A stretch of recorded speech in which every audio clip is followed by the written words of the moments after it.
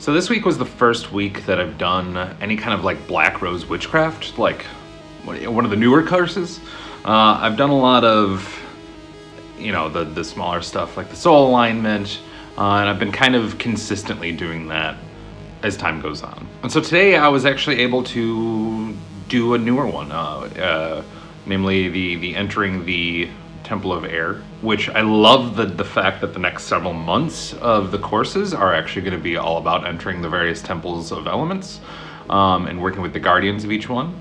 The guardian for the Temple of Air, for those of you who are interested, is a golden eagle. It was very powerful.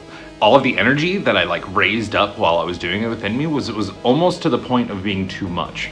You know how sometimes you get like that energy build up and it's just like this roaring fire of energy. That was pretty much how I ended it. Well, not how I ended it, but what happened at the end, more specifically. And so a lot of that extra energy, when it's too much, I do what's called a skeletal grounding. So I absorb that energy into my actual bones and into my actual skeleton, so as to obtain the energy and retain it without releasing it back into the universe. One of the things that I've always disliked about a lot of other forms of meditation and energy work is that you release energy back into the earth, which is totally understandable, but I'm not comfortable with that. I prefer my own personal power, my own personal energy to remain with me. And one of the things that really speaks to me about Black Rose and Blue Rose Fairy is that it gives you the opportunity and instructs you specifically to keep that energy and to not release it because it's something that you need and that you've earned, I guess. Well, maybe earned's the wrong word, but it's necessary for you to live, you know, to have that energy. So releasing it is just sort of counterproductive. I can see why it would be, you know, a positive to release that energy back for reasons like, you know, giving back to the earth or saying thank you to ancestors and things like that. And I think that's very beautiful and very wonderful. And I do think that there are good times for that to happen. But during my normal daily, every day, that's what daily means. During that practice, I like to make sure that I'm not releasing any excess energy for no reason whatsoever, which I don't know, makes sense to me personally. So that's one of the things that appeals to me about Black Rose. So it was very good. It was extremely powerful. One of the things that I experienced in there was the golden eagle, the guardian. Before we reached the actual temple of air, he showed me this sort of like ruined turret thing, right? And it had like it was just completely in ruins. It was all busted up. There was no roof or anything. And it wasn't very big either. I mean, it was frankly just the size of my living room, which is, what, maybe a couple hundred square feet. And, you know, inside there was this like stairwell going down, but the stairwell was filled, like everything underneath was filled with this like tarry black gunk, right? And so initially I thought, you know, the golden eagle wanted to show me this so that I would go down into the gunk. And so as I started going down into it, the eagle pulled me back and he's like, no, this is your past. This is what you want to try to avoid. Regardless, I completely understand what the black gunk is. It makes sense to me, and I understand now moving forward how to continue working with that and making sure I don't fall into that gunk again and I don't fall into old habits that I've been actively working to break.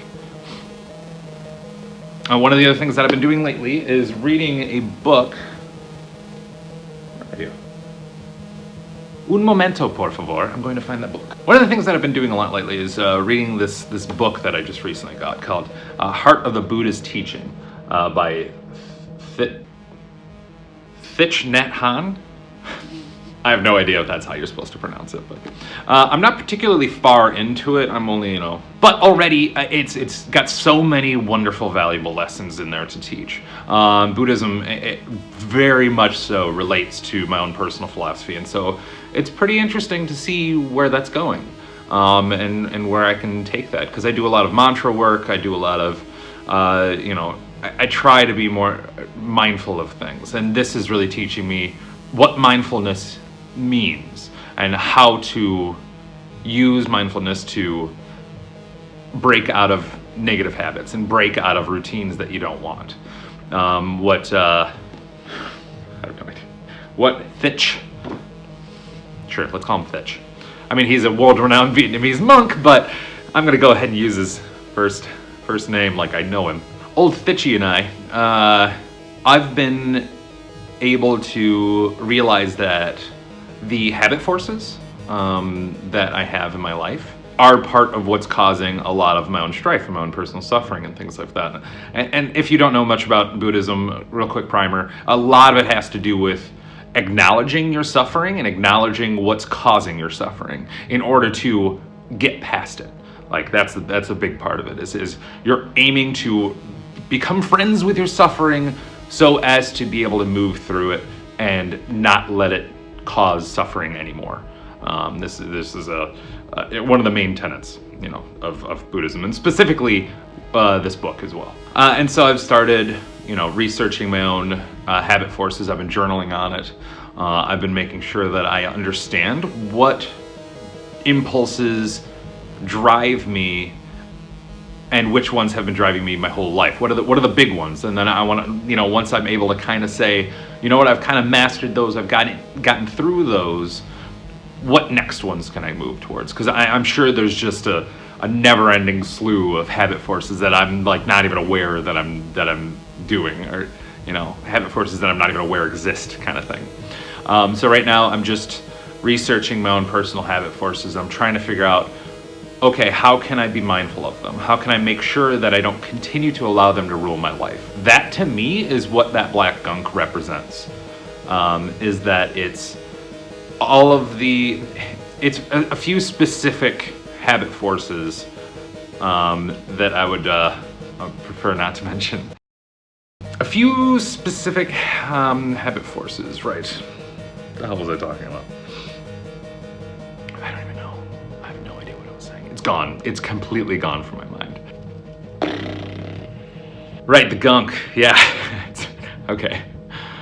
If I remember correctly, I was talking about gunk, and I was talking about habit forces being the gunk and trying to avoid it. So basically what I learned today, or what I was reiterated today, is not to allow those old habits to reform, because I could just easily walk down that staircase and just easily dive right back into those old issues and old patterns. And I'm really glad I saw that, because it's helping remind me yet again, that's not what I want. I don't want to experience things I've already experienced. I only want to try new things and experience new things, because that's part of why I'm here, living my life, is to experience everything I can. So yeah, when I'm finished with this book, the Heart of the Buddha's Teaching, I'm gonna definitely do some kind of review on it, because it's really, really good.